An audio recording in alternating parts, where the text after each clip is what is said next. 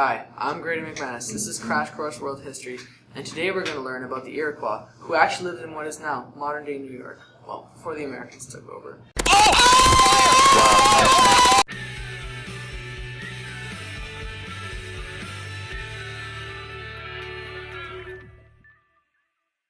The Iroquois was and still is a highly organized society.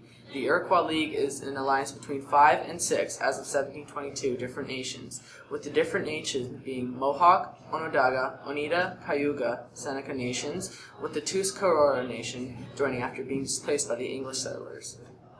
Each nation possesses separate languages, territories, and functions within the League.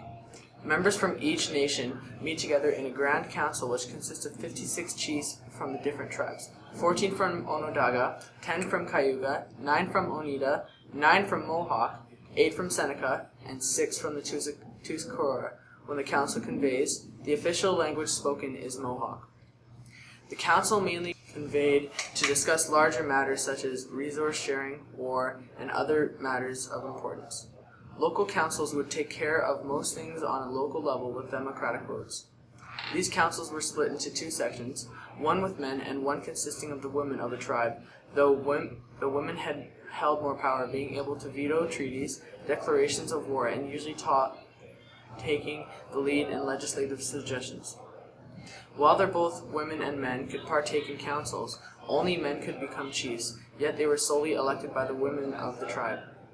The chief had to appease the women or they could remove his power. The Iroquois valued unanimous votes, with nothing being passed unless at least 75% of the male voters as mothers of the tribe agreed. In the case of amending traditions and laws concerning councils, there must be a 67% majority among the women. The rest of the Iroquois society is organized in a matriarchal fashion, meaning that the women were the heads of the household and presided over a tribe. This also means that the men tended to move in with their wives, and also that bloodlines were traced mostly through one's mother, so basically the Iroquois was controlled by women.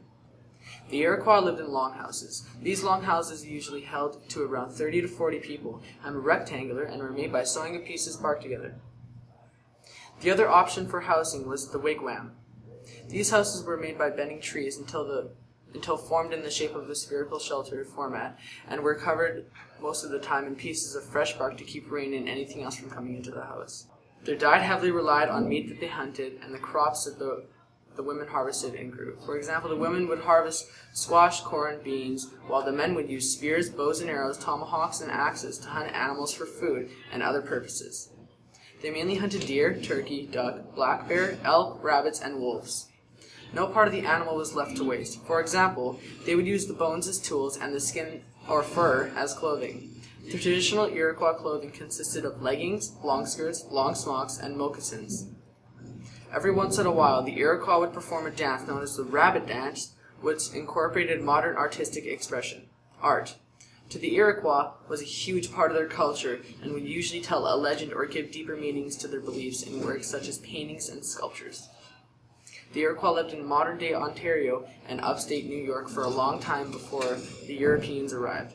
For a long time, the Iroquois fought amongst one another, but it wasn't until the mid-1500s when Decanwida and Hiawatha wanted to end warfare among their tribes. Decanwida was known as the peacemaker, and Hiawatha spoke for him. Together in 1570, they got 5 nations to join together, promoting peace, cooperation, and end warfare. They called themselves the Iroquois League, or the Iroquois Confederacy. They came from down south, where they had lost their lands, which was located in what is now the modern-day North Carolina and West Virginia area. The Iroquois was given their name by the French during the 16th to 17th century, but the Iroquois called themselves the Haudenosaunee, meaning the people of the Longhouse. This shows how important the Longhouse is to them. In 1995, about 45,000 Iroquois lived in Canada.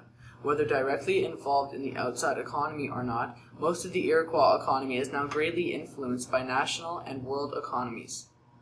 Other Iroquois groups were forced to move west to Oklahoma or Wisconsin during the 1800s, and now their descendants are still living there today.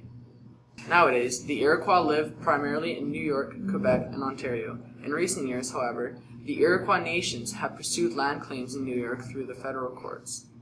Thank you for watching Crash Course. I've been Grady McManus, and see you guys later.